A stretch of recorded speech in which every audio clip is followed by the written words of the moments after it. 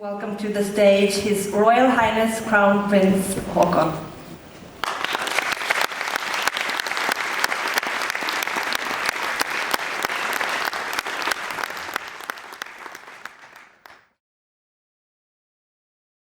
Hello everyone.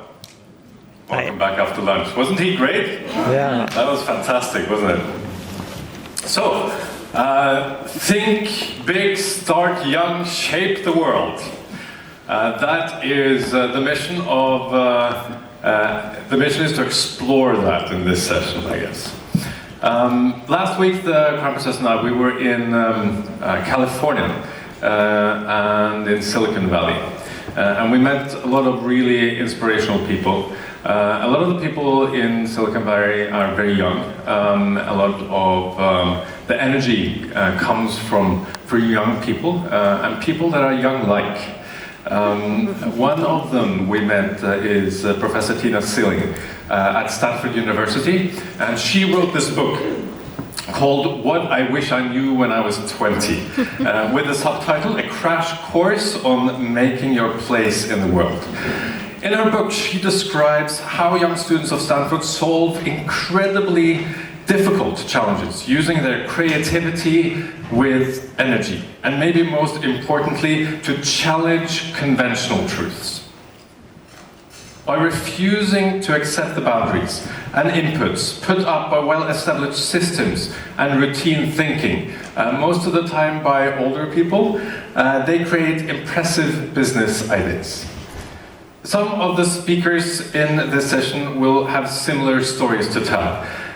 Today, young people are making their place in the world. The possibility is there to create their own space, also to a large extent made possible by technology. But they also need support.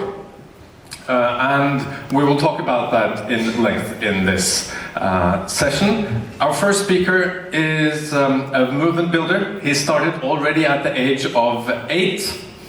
And a few years later, at a very young age still, Jeremy Heimans founded Avaz, which today is the world's largest online political movement, with 15 million members operating in 14 languages.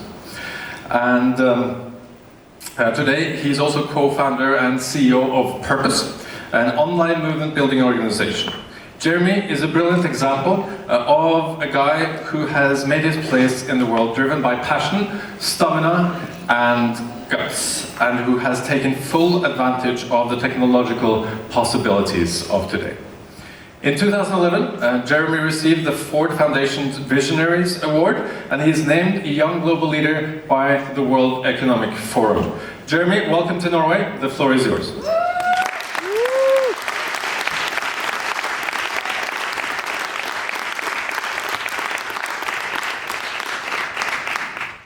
Thank you very much, Your Royal Highness. It's great to be here in Norway in this beautiful place. I'm going to talk to you a little bit today about building movements. And as the Crown Prince said, I've been doing that from a frighteningly young age. So the theme of the session is think big, start young, change the world. And when I was a kid, I really thought I was going to do all of those things in about 5 minutes. So I'll play you a little excerpt from me at age 12, talking about all of the things that I was planning to do. Today we spoke to Jeremy Heimans at his Sydney home. Well, I think we have got problems, and I think we have got monetary problems. What you could do is divert 10% of each nation's annual military spending to services of debt, the environment, and health, malnutrition, children, and all these problems, because we spend an excessive amount, an enormous amount on the military, which is completely unnecessary to spend so much, and instead we've got to spend that money on immediate problems that endanger our entire society.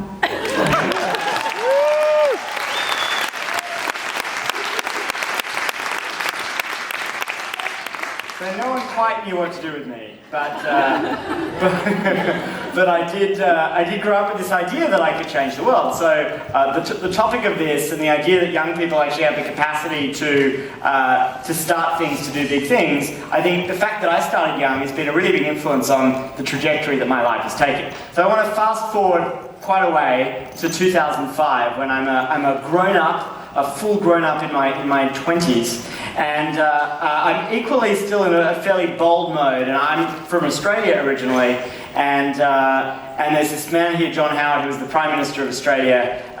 He'd been in power for almost 10 years. His values weren't mine, and we felt like the country had been dragged back decades on issues like the environment and protection of refugees and reconciliation with Australia's Indigenous people. So we said, we've got to do better. The problem was that the existing political parties, the existing political apparatus wasn't really doing anything. So me and a friend of mine thought, you know what? Let's start a movement. Let's go around all of these political parties, all of these 20th century political institutions, and let's shake things up. So we created this thing called Get Up. We said very boldly, we are starting a movement. We launched this television ad, and the stars of the movement were my sister and my niece, as you'll see in that photograph. But actually something very important was happening. What we asked ordinary Australians to do when we launched Get Up, very simply, was we built them a very simple online tool which hadn't been built before, so that people could very directly email their senators and tell them what they cared about, and tell them that, you know what, we're not relying on the opposition political parties, we're going to hold you to account. The people are taking this into our own hands. And it was a funny thing, because when we did this, the government got so threatened that one of the key ministers got up on national television and he says, all these people, we're flooded with emails from our constituents. This is outrageous.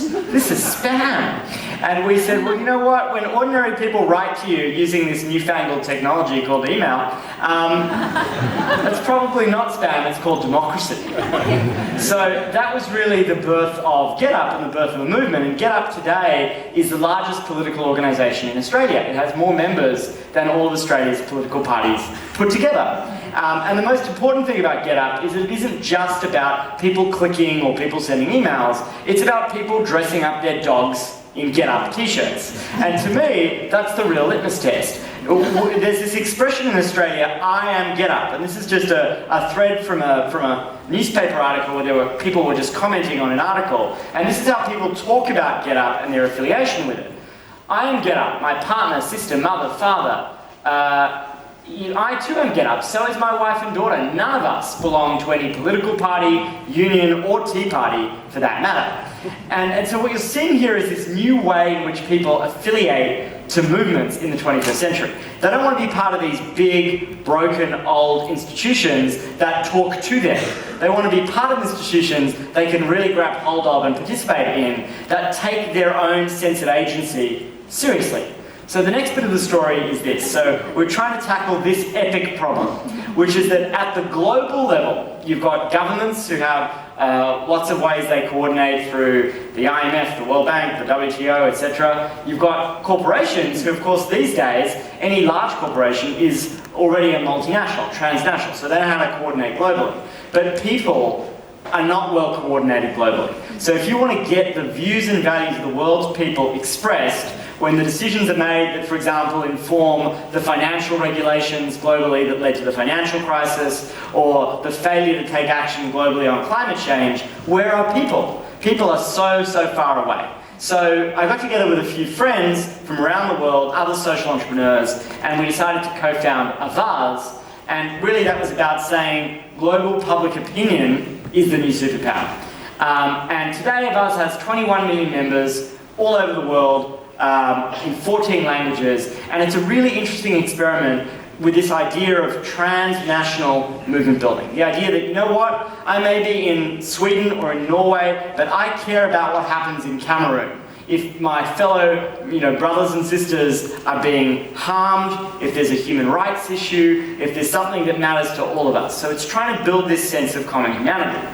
So that led me 3.5 years ago to create Purpose. And we realised, having started some of these really interesting new movements that were powered by technology that made it really easy to aggregate people's power, that it would be awesome if we created a home for this, a place where we could hatch these movements around the biggest problems in the world. And that's what Purpose does every day. So we bring together this really interesting group of people. We bring together political organisers, people who are good at storytelling, because storytelling is so important to movements. people who understand business, people who understand human behaviour, designers, and of course technologists. We put them all in a room, we find the best of them in the world that we can, and we say, build movements. We find the issues, or people come to us with the issues, where we can make interventions.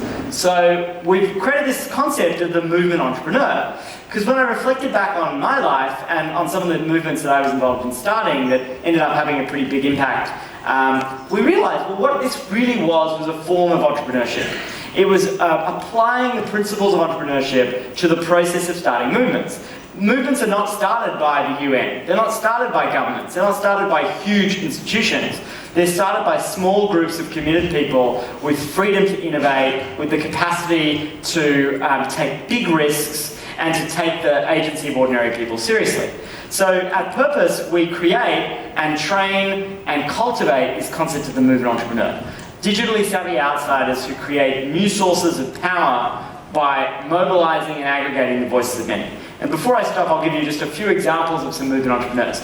They're all very good looking, I might add. This is Alessandra from our team. She is from Brazil. She decided to start an amazing movement called Minha Rio, which is about giving ordinary citizens of Rio access to power using technology, holding people to account. We've only been going a little over a year, and already 1 in 20 millennial-aged people are members of this. And it's not the elites, it's actually the emerging middle classes who'd never even had any real relationship with power before. They've done all sorts of amazing stuff. They've helped to pass an anti-corruption bill, they've helped to stop a big change to the environmental code, and they've done things like save schools that were being evicted to make way for Olympic changing rooms and things like that.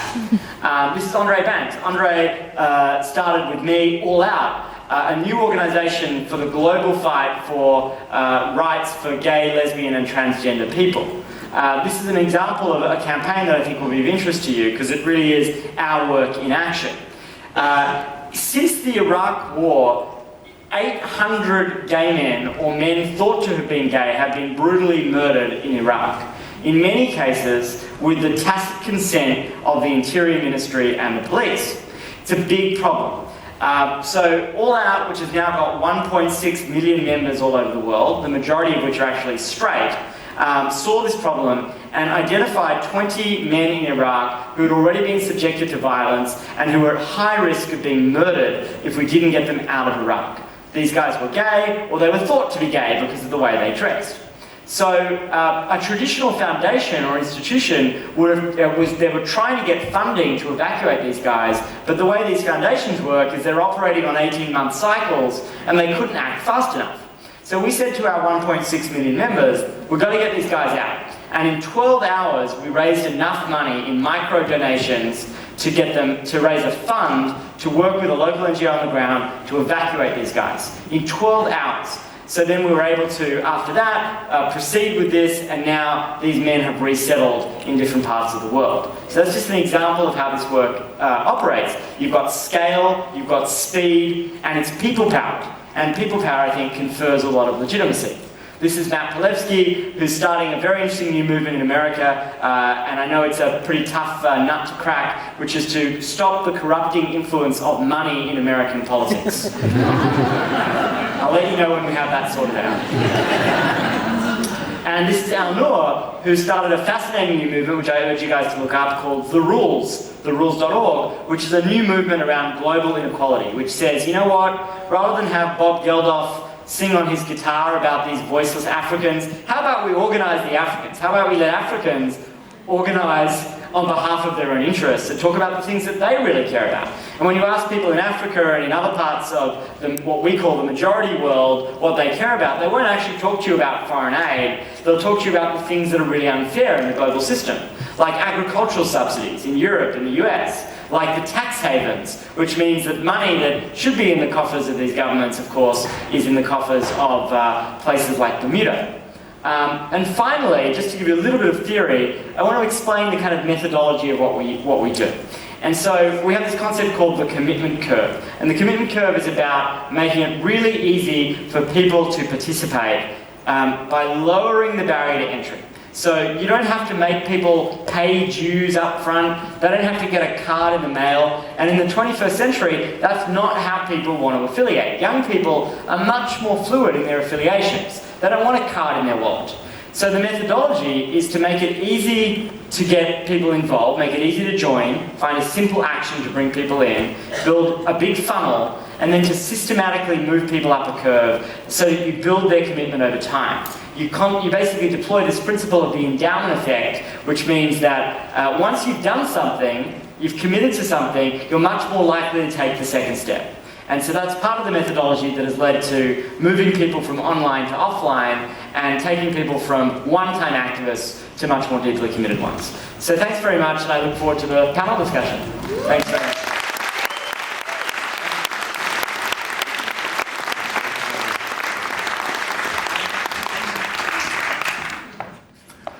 Thank you, Jeremy. Wonderful to have you here. Really inspirational talk. And we're looking forward to picking your brain a little bit more after the next speaker. In 2001, the Norwegian entrepreneur Jørn Lyseggen founded Meltwater with only $15,000 and at the age of 33. Today, Meltwater is a global leader in social media analysis. And coming from Trysil, a small village in Norway, he has worked his way through quite a few barriers to get to where he is today. We're happy to have you with us here today, Jørn. I also wanted to mention that he also started Meltwater Entrepreneurial School of Technology, which operates in Ghana to also help new entrepreneurship and to foster new entrepreneurship in Africa. So thank you very much, Jørn, for coming. The floor is yours.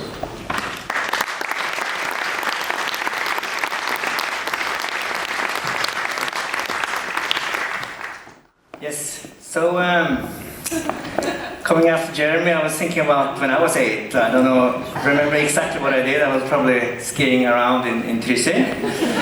I'm actually an entrepreneur, but differently from Jeremy, I've been pretty clueless as to what exactly I wanted to do up through the years. I always admired those that, knew exactly what they were going to do by the time they were 18, 30, and so on. I never really had an idea. So most of the things I've done has truly been very accidental. But I ended up as an entrepreneur because I fell in love with internet. When the internet came, I became passionately excited about the internet. This was at a time when you met other people with email addresses. I got really excited because we had something in common. You have an email address too, that's fantastic. How do you use it, and so on. So that's really how it started. Meltwater is my 4th startup. And previously I've done 2 trades and I also listed a company on the Swedish Stock Exchange. I've been asked by Haakon here today to tell a little bit about the journey coming from Norway and out in the big world. And I will also talk a little bit about our school in Africa. So this is how it started, very humbly. Our address was actually Shack 15, Skur 15, at Tjuvholmen. And that was at the time when Tjuvholmen was a lot less glamorous as it is today. It was a dump. It was something that was going to be demolished, and for that reason nobody wanted to be there. And that lent itself really well to me because then I could actually get free office space, which is really good if you're a scrappy startup. So we started with 100,000 Norwegian kroner, and I think most of you can understand why maybe 100,000, that's what you need to start a company, right? So that's how we started. From a little bit shaky start in the initial first couple of years, we suddenly were able to get some traction, and we got good momentum in Norway, and then we decided to move on to expand the rest of the world. And as all good Norwegian companies do, we climbed over the mountain to Sweden and started our Swedish office. And a big belief in Meltwater has always been the capacity of young people and the capacity of young people to do great things. And one of the most important things that we did in Sweden was meeting and finding a person called Nicholas de Beers. So he's the tall guy there. And he stumbled straight out of Quality Hall, so he's an engineer by training. And he's now part of the management team and has been instrumental in building the company and expanding across the different countries we currently are present. The next office out was London. And in Norway and Sweden we got good traction. So we were pretty confident and felt very excited about the success we experienced in Norway. When we came to the UK, we were really beaten up. We realized that these were different species. They speak differently, they have different expectations, they wear pink shirts for all the different things that they do. They're very different. So it took us a good year before we were able to figure that out. The person in the middle there, let me see, can I point here? Yeah, the person in the middle there, with a big smile, he's a Norwegian. He's sitting in Blomsterdalen, outside of Flesland. And he did the same thing as Niklas. He stumbled into the company straight from Handelshøyskolen, and is now part of our management team. And he was also named one of the top 10 young leadership talent here in Norway a couple of years back.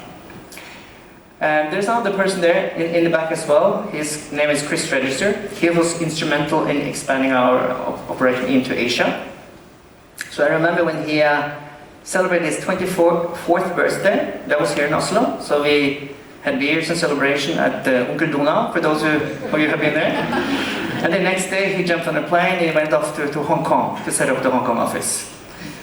So, and the London office has been very instrumental in building leaders and executives to different parts of the world. So expanded into Africa, to Australia, to Hong Kong, as we mentioned, as well as North America. Berlin, that is the toughest market. If it was tough in the UK, Germany was by far the toughest market we ever entered. I'm not really sure why, but it has been extremely challenging. It was basically 2 years of humiliation and beating. But one of the exciting things about our German development was that one guy, do you see the guy with the yellow tie? So he was part of the team that set up the German operation. He sits here in the audience. His name is Fredrik Sydnes. So he later moved on to help me start and build the school in Africa. Based on experiences he aggregated in, among others, in Berlin, in Germany. Silicon Valley was really the big jump for us. So we were basically 4 Scandinavians that made a pact. We sold everything we owned, houses, cars, etc. And packed what we had left in 2 suitcases, jumped on a plane, and landed in Silicon Valley. The mecca of everything, IT, everything startup. And in many ways, you can, when I say that, a lot of people talk about, oh, well, how can you sell everything? But that was actually not the most risky thing that we did. Because those 4 people, including myself, they were essentially the management team of the company. So what happens with the company if you take the management team, put them on a plane, and send them to the other side of the world? Well, in our case, the company did better than ever.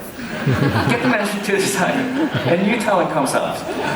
And I think that in many ways is a testament to the young talent, the capacity of young talent, and what they can accomplish once they get the chance and the support.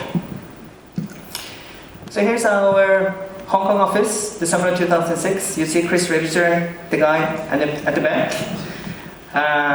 He was so young, so that a lot of the managers in Meltwater, they bring to different leadership programs outside of Meltwater as well. You have more than 200 people that we've been running through programs at Oxford University, among others. One of the programs we wanted Chris to take part in, the admission office basically said no, for one reason only, and that was his age. And then I talked to the admission office and said, this guy, don't underestimate this guy. The only thing he has against himself is the age. So after back and forth, they accepted him, and he turned out to be one of the top people in the class. Outperforming people who are 10 or 20 years older than him. And they were so excited about him, so they actually put him on the website of Oxford University, promoting the program. And Meltwater has many offices, and one of the areas that I learned a lot about, that I didn't know much about prior to starting Meltwater, was the Middle East. And here's a picture from Abu Dhabi. And one of the things that maybe I'll learn is that people are people everywhere. You know, the thing that I'm more surprised about is how similar people are than how different people are. So people talk about want to do business here and there, and every country have their own expectations and so on. And certainly that is the case. But still, I think that it's more surprising how similar people are. People want to develop themselves, people want to be challenged, people want to take care of their kids and their family. It's exactly the same everywhere. Yeah, we don't have an office in Maldives. I was thinking maybe I should go there and check it out. But this email, this photo I got in my inbox in December of 2010. And then I was really moved. Because those two people in the picture, they are colleagues from our Singapore office.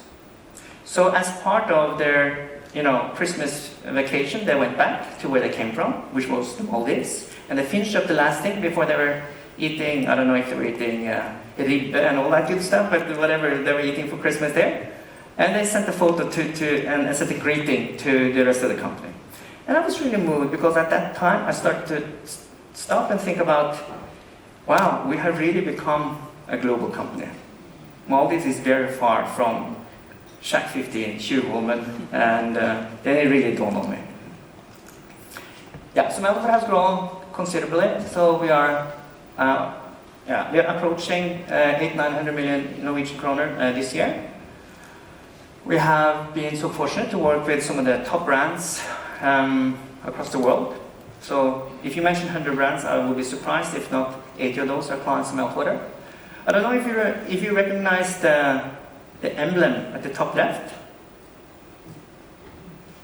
That's actually the Vatican. So I usually say that Meltwater's clients, well, that's everything from the Pope in Rome to Coca-Cola. Which is a pretty broad spectrum. So this is where we are currently. We have more than 50 offices across the world. We have 20,000 corporate clients. We have 900 employees. We have clients from 90 countries. And we have a total of 50 offices. And Meltwater has become the global leader in online media intelligence, basically online news and social media. I think the core of what we have done has really been built on our values. I'm very passionate about the values and cultures. It's something I were completely oblivious to as an engineer. I really didn't relate to that at all. But become a practitioner in terms of management and building companies, I realized that that is by far the most important thing for building successful teams, successful organizations, and successful companies. And our values are very rooted in Norwegian sunt fornuft, common sense. Our values is moro, enere, respect, and mer as an aspiration for continuous improvement.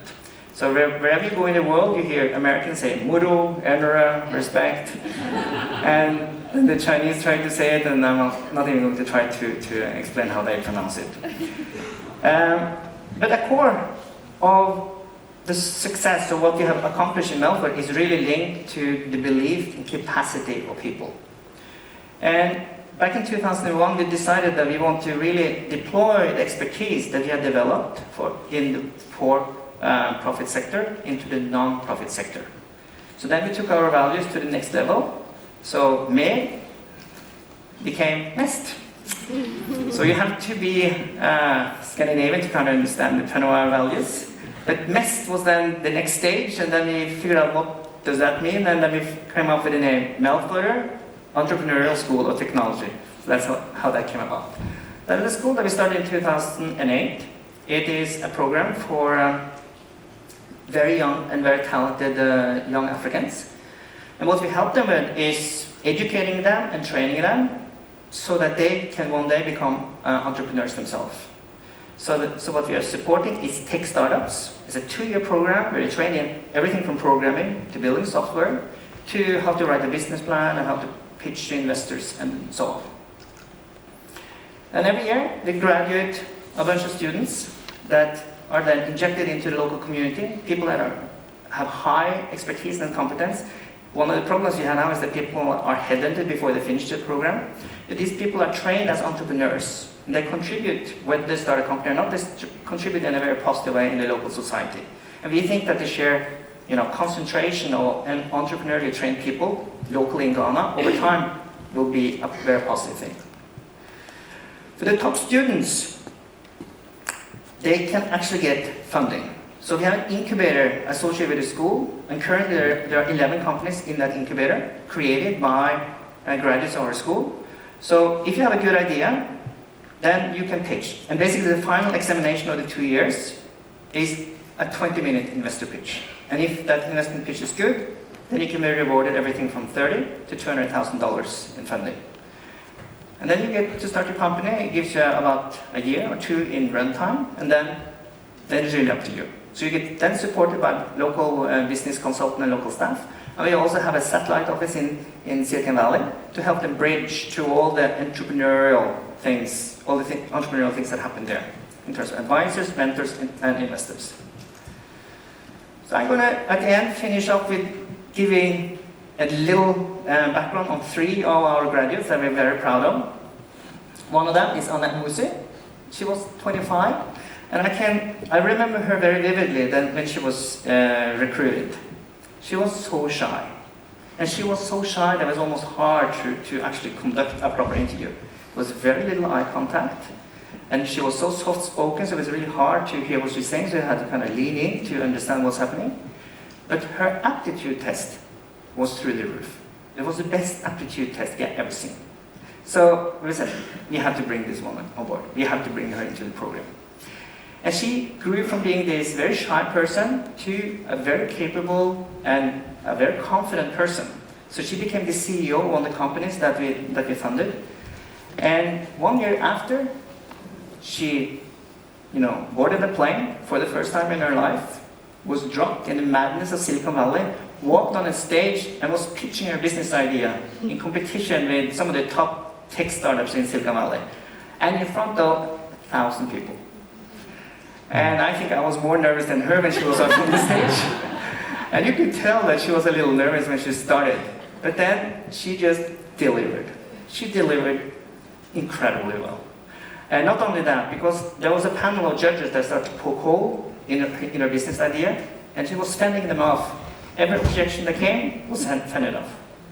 She has now a company in Africa that is cash flow positive, is profitable, and is doing really well. And she has become a local hero in the community in Ghana, representing entrepreneurship, representing what young female leaders can accomplish. And she has also been selected into a very prestigious leadership program, a mentor program, that was arranged by Forbes magazine and the United States Department. So the top Fortune 50 most powerful women in the US has then been designated as mentors. And there are 35 people across the world that has been selected for this program. And Anne is actually one of them. So we met her in Silicon Valley now. And the way she has grown, representing not only MES, but Ghana and the whole continent of Africa, was really, really moving. The next one is Robert Lamptey. He is a geek chic guy. He's a computer science guy by training, but he's a very charismatic person. He's very communicative and able to deliver and convey really, really effectively.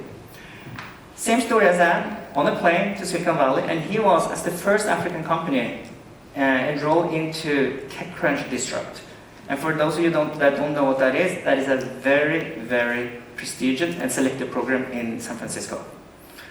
And he came there, pitched in front of 1,000 people again, and against all odds, Seya, the company he founded, was named one of the top 7 companies in that entire conference, which was incredibly impressive. And after that, he was treated like a hero. He got to meet Google, Facebook, Skype, and all the different who's who of Silicon Valley.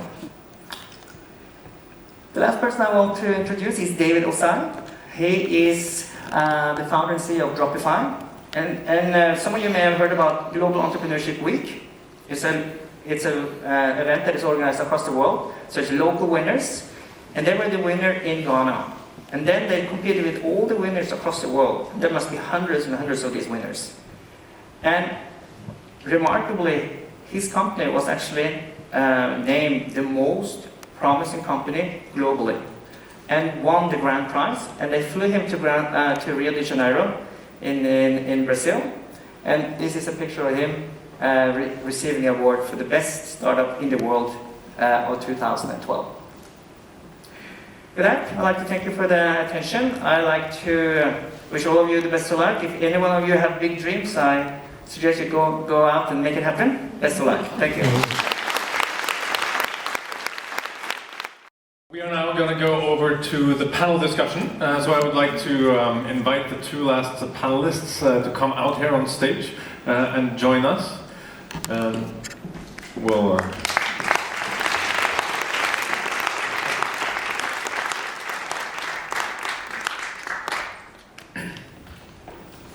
Jørn, you can help out with the water. Perfect. Okay.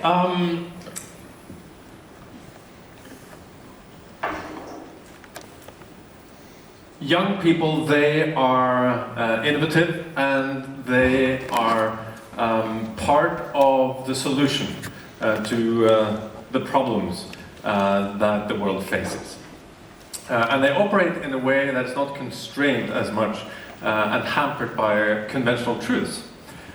So how can society encourage, how can we all encourage and support youth to take early action? That is the main theme of this panel. So I would like to go over to you, Karl Hersvik. You are the Senior Vice President of Statoil's Research and Development Division. And obviously Statoil, as a more established business,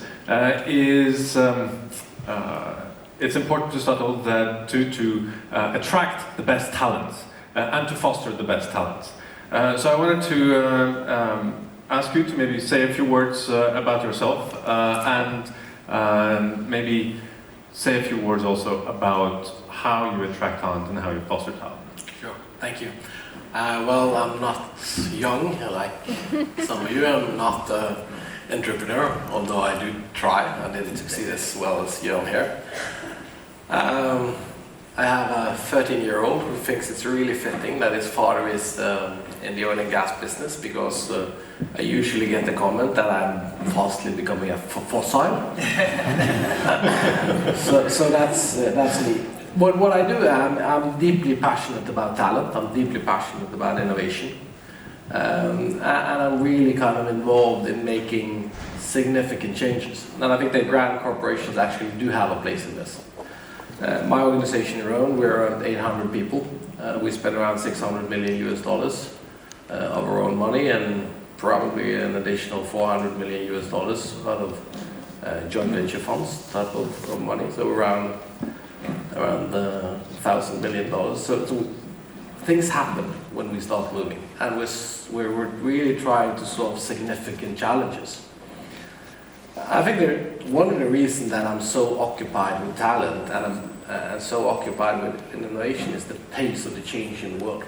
I think what Jørn's just pointed to is amazing. But in my world, we make decisions in a 20-year horizon. 20-year horizon. We actually, every day, we make a decision, take a gamble on what the world will look like in 20 years. And I tried to look back at what the world looked like when I was 20, which means I'm 40 now. And I had no idea. I did not even have the imagination to imagine what the world would become today. That means to me that we need to have agility. We need to have mobility, we need to have flexibility, and we need to have a huge, huge toolkit. We have something in Statoil that we call Heroes of Tomorrow, which is our way of supporting young talents in Norway and internationally. I think many companies are promoting themselves by known faces and established profiles. We've chosen a different path. So we spend around 55, 60 million Norwegian a year on promoting young talent in art, in sports, which is very important to many Norwegians, particularly skiing, and also in science and education. And I just met with a program called Teach First, which I think is truly amazing. These are probably the best candidates out of Norwegian and international schools in Norway.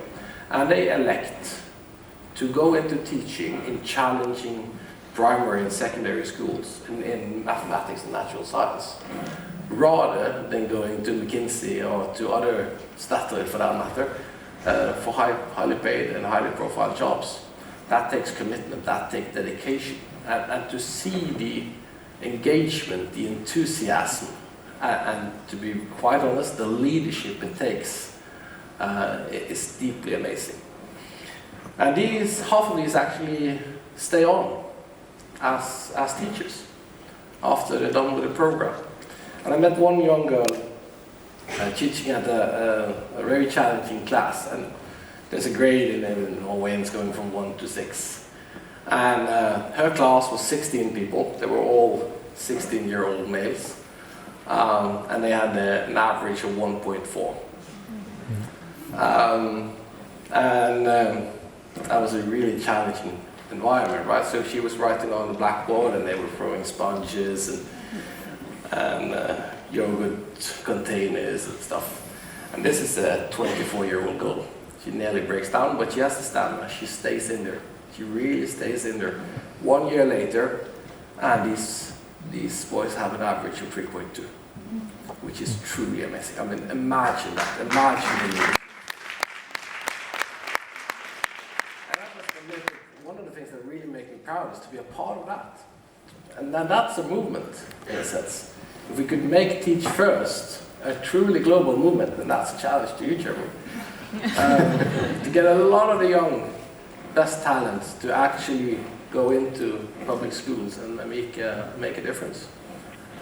I'm in for that. Thank you very much, Karl. Thank you for enlightening us on how you think about talent and how to foster it. We also have Hübert with us, who is studying medicine at the present moment. She's a remarkable young woman. At the age of 19, she was traveling in Kenya, and she found that they needed several things in the villages that she visited, amongst other water wells.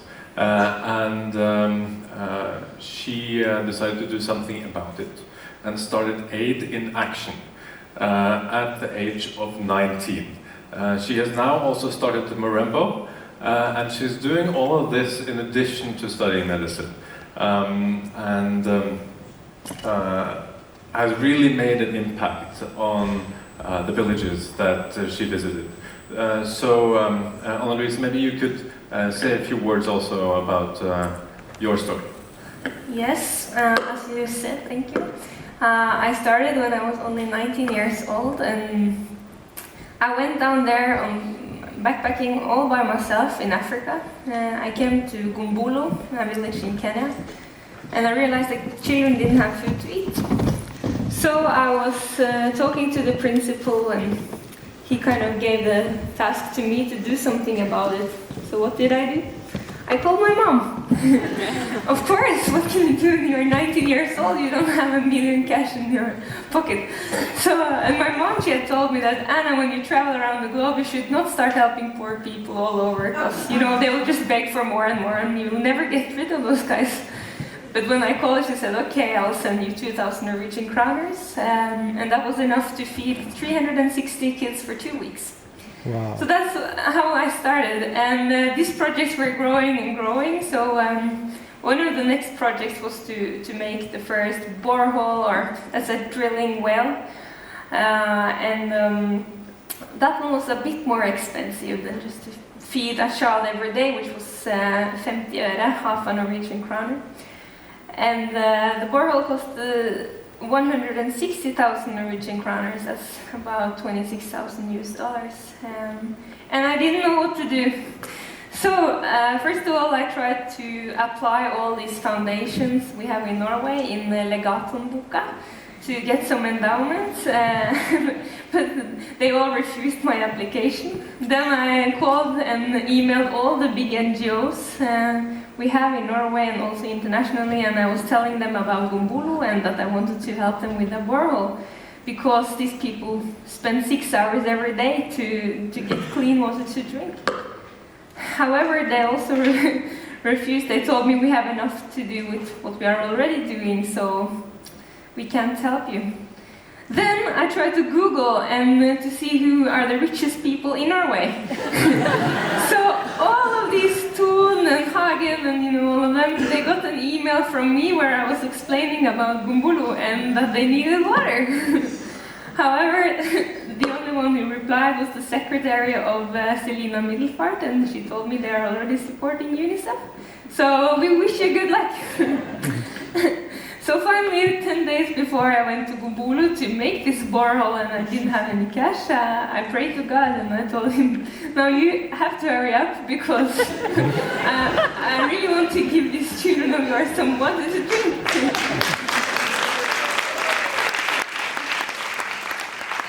And then some young people were just calling me 2 hours later than that, and they told me we were going to fundraise here. They were in Levanger, middle of Norway.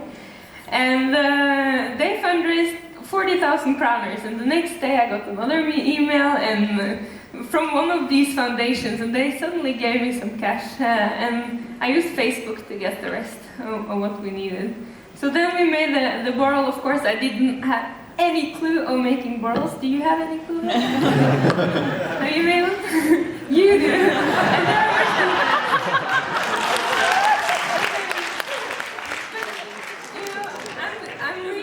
that we didn't have some of your engineers coming into my classroom teaching us to do that, because when I was done with high school I didn't know how to make boreholes, but now I do.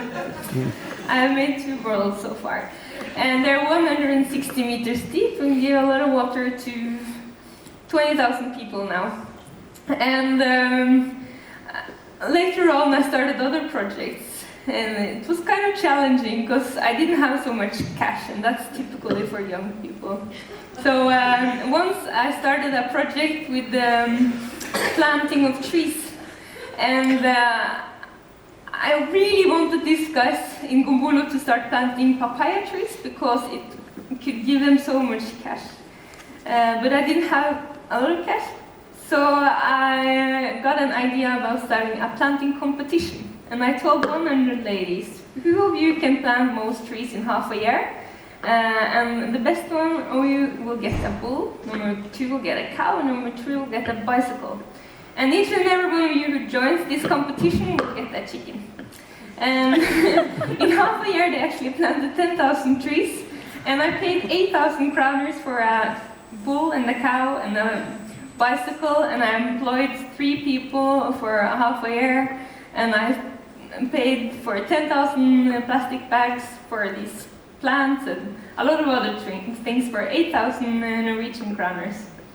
So that's like how I started, and it has been developing since then with many different projects, and we're trying to think business-minded all the time when we start new projects.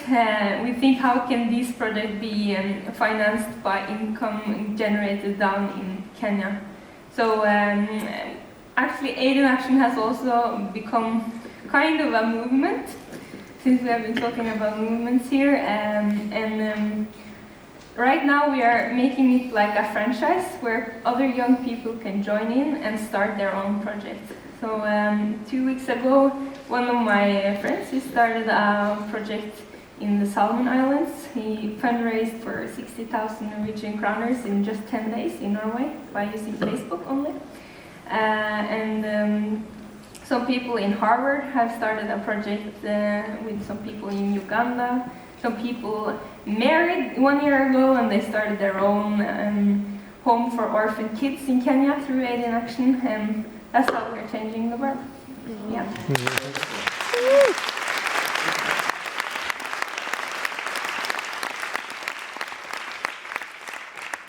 This is why Anna has become a global shaper with the World Economic Forum. As you can imagine, that was an easy pick.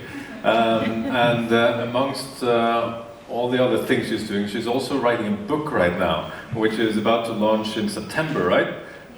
Be published in September, so you can all read more about the story there. So that's.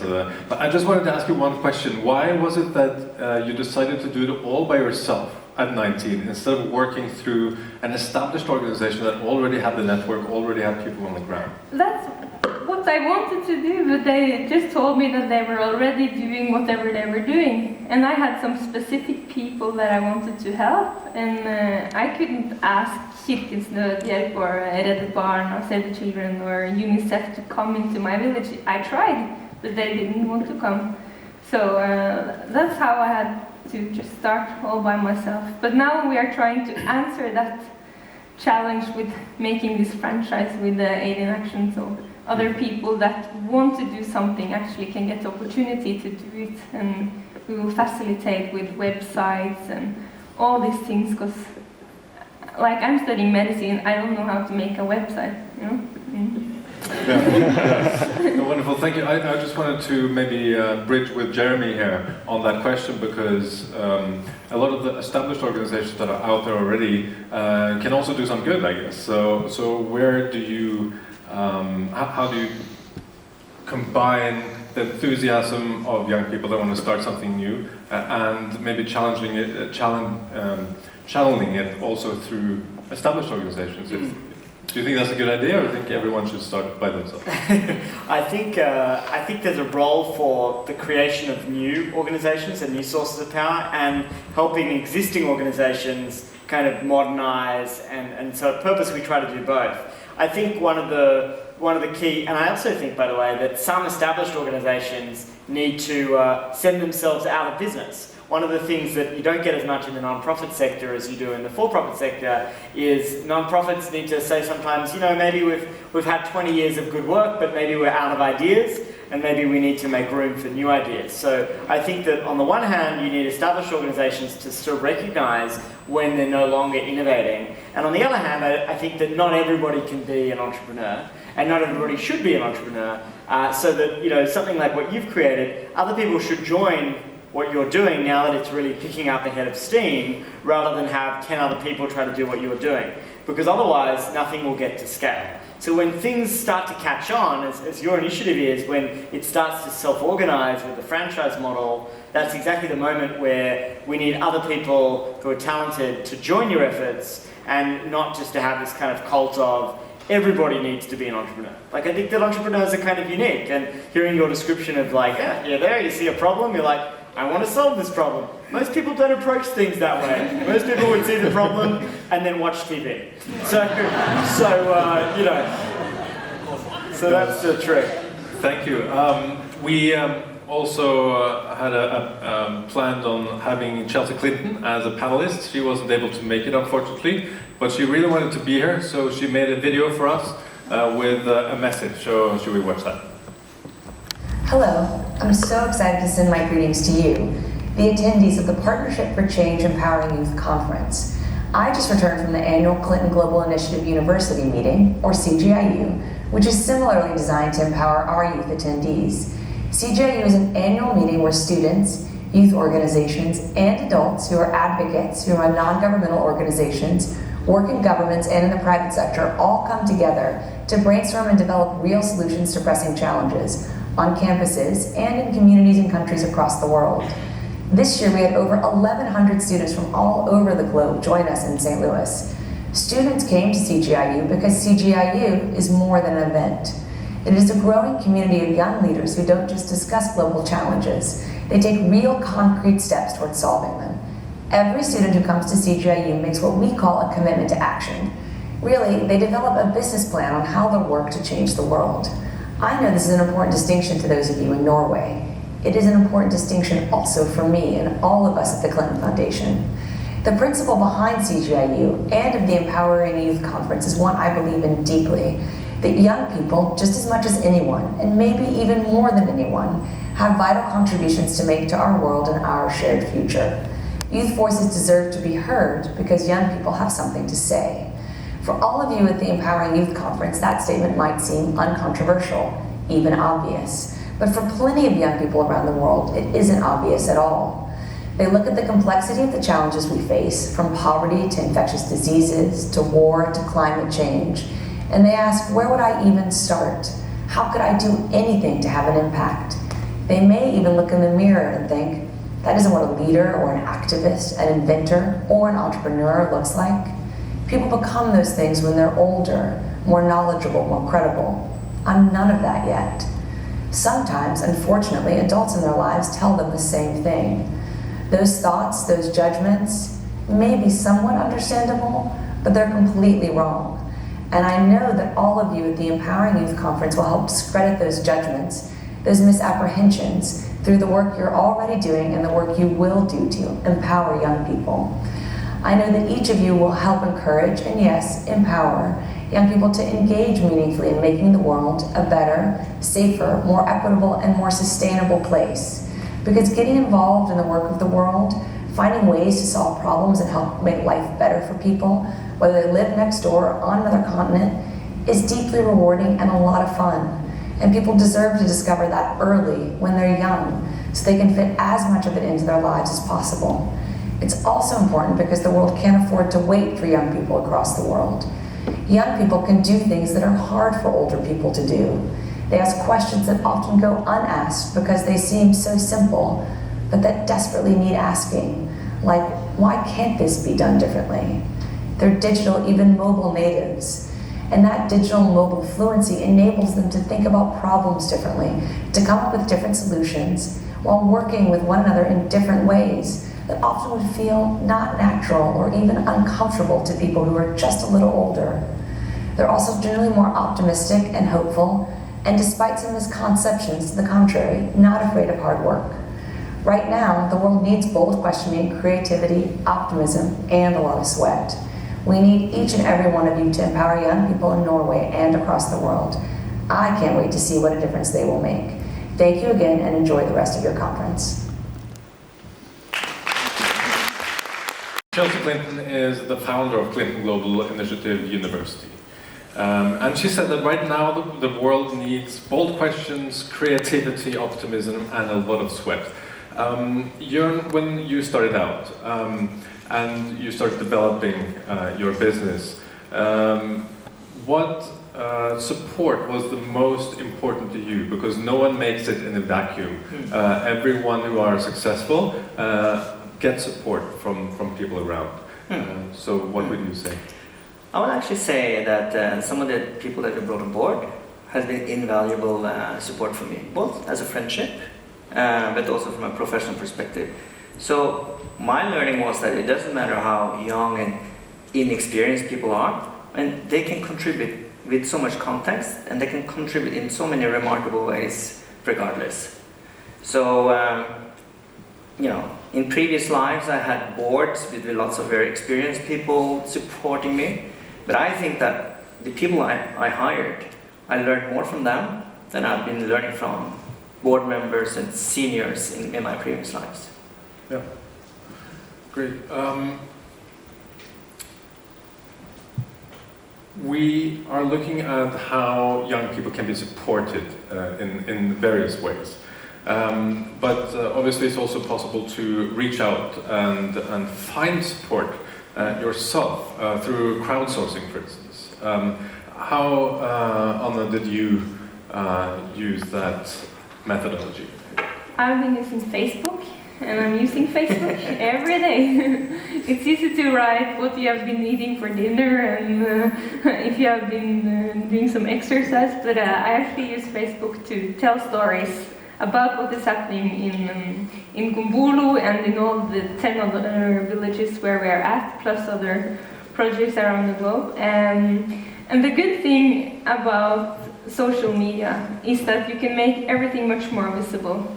So even though I'm here in Oslo studying medicine, I can post pictures of what happened today or yesterday in Gumbulu.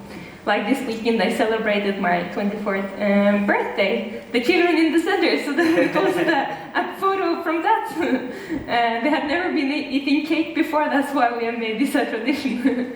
And or when people donate money we always ask first, we have a really specific project, we want to make a new center for orphan kids, or we want to plant 10,000 trees, or whatever we want to do. And it's very clear for people, okay, we're actually donating to this, and that makes people give. And secondly, and even better, is that when this new greenhouse is there, or this school has got a way to produce their own food, or whatever it is, we can show it to the people who actually donated and see, look at the tomatoes, they're actually growing. Here, now the onions are selling at 4 onions goes for the same as 1 day's salary in Gumbulu, and we can show it to the people who give cash. So it has been really great to use Facebook and Twitter, and I'm also blogging about this. Yeah. Jeremy, would you like to expand on that, build on that? Yeah, look, I mean, the way I like to think about it is you use whatever tools you have, right? So when I was a child activist, I used the fax. And we would fax on the eve of the first Gulf War in 1991. We inundated James Baker and Tariq Aziz, who were meeting to negotiate before the war started, with faxes. Now, not as efficient as Facebook. Doesn't have quite the ability to have scale, but I mean, I think the key thing is you have to meet people where they are technologically. There's a really interesting tool that we've developed called CrowdRing for helping to organize people in countries where people are not on email. So in India, there's an anti-corruption activist called Anna Hazare, and he asked people to support his anti-corruption campaign by leaving him a missed call. Because in India, people leave each other missed calls as a way of getting information to each other without incurring any phone charges. So if I'm late for a meeting, I'll leave you a missed call and say, there's a missed call, and you'll know that it means that you're late. And so Anna Hazare asked for this, he gets 35 million missed calls. In Kenya as well. Yeah, exactly. So we said, okay, this is big, because this is how, in a place like India, you're going to get people to sign on to something by leaving a missed call. So we built this tool called CrowdRing, so now anyone anywhere can create a missed calls campaign, and then all the missed calls, you get a database that you can build so that you can then re-engage the people who left you a missed call and start a movement that way. So that's very low tech. This is first generation phones, this is not even smartphones, but that's how you organize people. So I think Anna is just being her crafty self, looking for the best tools available for the audiences that she's trying to organize. We're probably living in a very privileged time, right? Because this is recent things that took place. So today you can actually communicate extremely efficient. You started with fax, right? I mean, you are still a young man, and that shows how quickly the development has gone. And you can find people with your exact same interest, whether your interest is very narrow or if your interest is specifically to some people in a special village. And then you can not only communicate, but you can mobilize people. And that's what you have done successfully. And of course you with your movements as well. And I think that's why I love internet. That's why I love technology. This is what the internet is all about. The internet has been very good to you. Indeed. So, Karl, I wanted to ask you maybe a broad question, what you see as the major challenge the next 20 years from sort of a business perspective, and maybe also in answering that you could say something about how getting enough talents and how getting enough young people to be interested in science so that you actually get the talents that you need. I should spend around 4.5 hours doing that. 2 minutes. 2 hours. I actually think that this is a really broad question. I think from a business perspective, change is probably the biggest challenge for everybody. Pace of change, pace of structural change, energy markets, growth, just in Africa, for example, if you take Tanzania as a good example. The GDP of Tanzania last year was around 23 billion US dollars. And now they found gas, huge amounts of gas, and they want to do something called LNG, which is liquefied natural gas, and sell it to Asia. One of those investments, just one of those, and they're probably going to be in the range of 5 to 10 in the first wave, is between 25 and 30 billion US dollars, right? So it's the same amount as the entire GDP. Imagine that amount of change in that nation alone. And if you've been here, on the coast where the gas is, there's nothing. There's not electricity, there's no water, there's no infrastructure whatsoever. So that is profound change. And then of course there are markets changing, and you got to move to Asia. There are around 300 million new consumers in Africa coming on stream. I think what's happened to the communication with the internet is going to happen to the economy with all these new nations rising up. But I think the good part about it is it gives rise to a lot of new talent. There's a lot of new people now coming up, and just look at us, with very, very different mindset. And for people like me who are quickly becoming fossils, it's difficult to kind of catch on and stay on.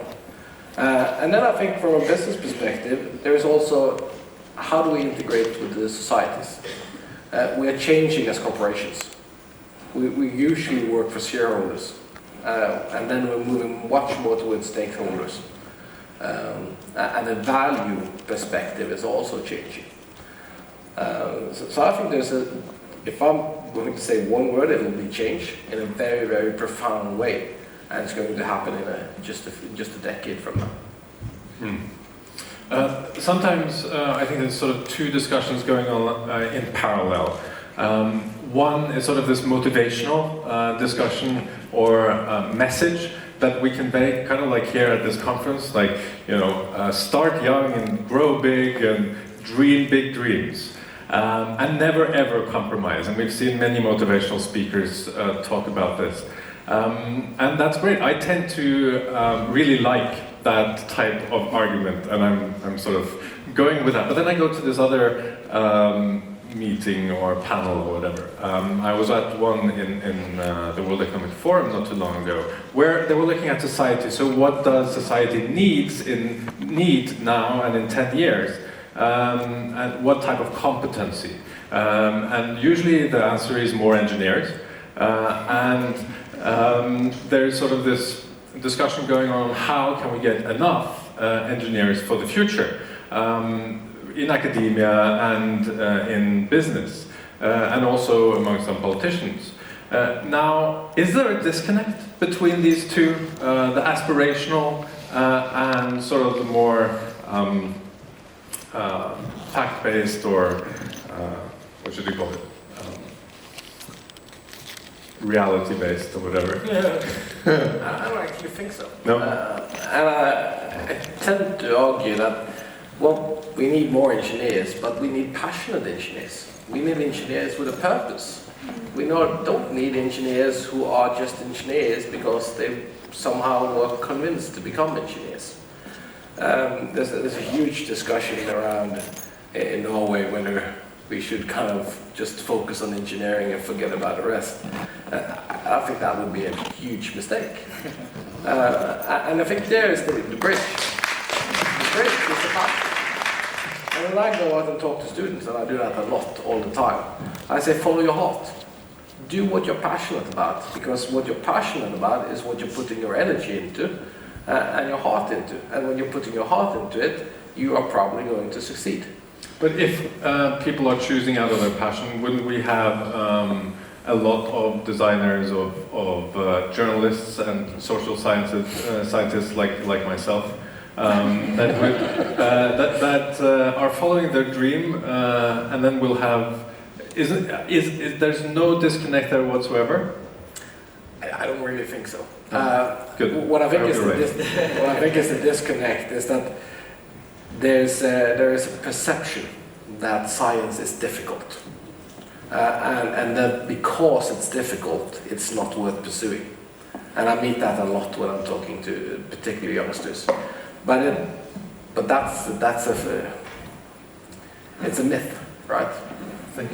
Yeah, like in Aiden, actually we have had so many people joining us who are engineers, or like one in my team, he's one of the best programmers in Norway, and he is responsible for our websites.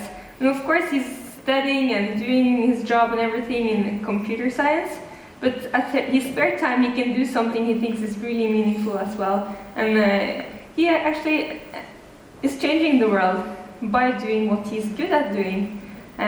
So that's a thing we need to remember as well. Yeah. Well, I'd like to go back to what you talked about, passion and what we need. And you said there was no disconnect, and I like to agree with you. But I also think that there's an element of young people not really knowing what they want to do. At least I have experienced about that myself. I really didn't know what I wanted to do. And I think, to a large extent, I also think, as parents, as teachers, as a society, we can also encourage and stimulate to an interest. I have 2 daughters, 2 girls, they're 12 and 16.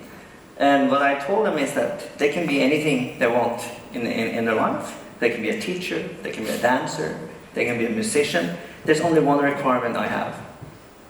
And that is that they take a computer science degree.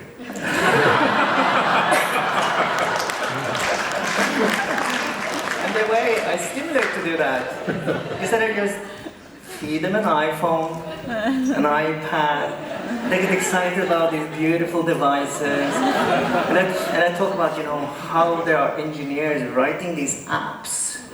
And they're dreaming up ideas and how they fulfill their dreams and aspirations. So they haven't chosen major yet, but I'm hopeful that they actually science. I mean, look, there's definitely been a cultural shift. There was a time in which engineers struggled to get dates. And now, like in Silicon Valley, if you're a socially awkward geek, but who has a startup, there are bevies of women around this man. So this has definitely shifted culturally. It's sort of a disturbing kind of just sort of retreat from evolution, all the things that... I wouldn't say disturbing. No. It's a good thing. But actually, let me put another trend to people. I think it's very important that we have well-trained engineers. But some of the most interesting startups now in the Valley and elsewhere are actually led by creatives. So, designers, creators make great startup founders. A good example is the company Airbnb. It's a company we're working with right now. I don't know if anyone knows about this, but they're sort of really breaking open the hotels business. So they're allowing people to make their homes into hotels, effectively. And it's hugely disruptive, and it's growing at an incredible rate. Sort of billions of dollars of revenue and all of that kind of stuff. And it was founded by designers who had, from the Rhode Island School of Design, who had a really strong interest in what the user wanted, the user experience, and they had a strong aesthetic sensibility. And in our work too, in our movement building, you can't tell a good story without a strong aesthetic sensibility. At the office at Purpose, I'm known as the font Nazi, because I care so much about the fonts. Because, all of those things communicate enormously. So I don't think we just need people who are technical, we also need people who are creative, and the real trick is to put them in a room together and have them make some magic. Karl? I think this is, I agree completely, creatives. I met a bunch of musicians, classical musicians, and they're also doing the majors. And I'm a mathematician, so I told them that I was a mathematician. And then for jokes I asked, who else is a mathematician? Thinking there will be probably absolutely none, and then I can crack a joke. And to my big amazement, there was about 60% putting up their hand. Musicians and mathematicians. Yeah. So there is something that allows you to pursue double interest now. And this black and white stereotype that we used to have, the geeks in San Francisco, and I think they're fading. And I think the link is what's creating value. Creatives are amazing, but you need science to make sure it actually works on the ground. So this link is probably what I'm seeing when I'm talking about innovation in conferences and what we're getting in from ideas. It's this link between the creative mindsets which have the crazy ideas and the engineers actually connecting the wheels and making it happen. It's much more pronounced these days. On that, if you were to give an advice to a young person that has a big dream and wants to start something, what would it be? Never give up and start with whatever you have. If it's an SMS or Facebook or whatever. Yeah, call your mom. Something like that. But it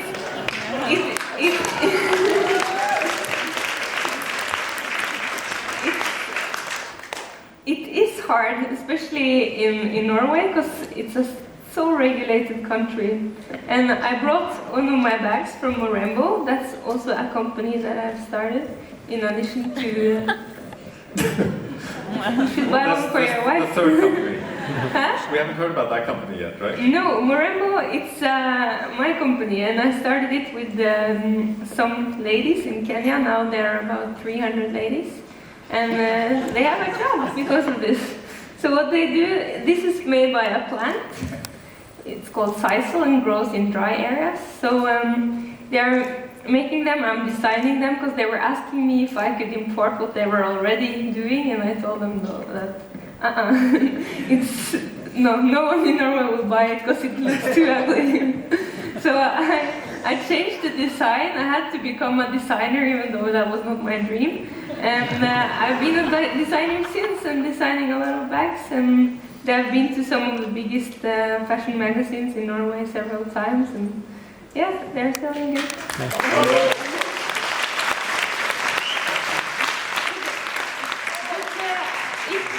Like an example, because when I was 20 years old, I had no clue how to get these bags from a village in Kenya to Nairobi, down to Mombasa to the harbor. How can you get through the harbor? I had no clue. Or through the airplane and down to Norway. How can you pay customs?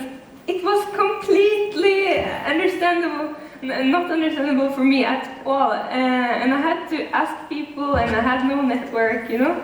So, but never give up. You have to just ask questions all the time and call your mom when that is necessary. Fantastic. What a great panel we've had here. We've learned that you should send your management team to the other side of the world to make your business thrive. The surprising thing about people is how similar we are, not how different we are. We should start with a low entry activity and funnel it and move up the ladder from there to start the movement. Was that more or less what you said? Yeah. We should let young people to the table. If you see a problem, do something about it. Use Facebook. Be concrete on what you are doing when you advertise it. Business need to find ways to integrate with society in the years to come, and start with what you have, never give up, and go for greatness. Thank you very much.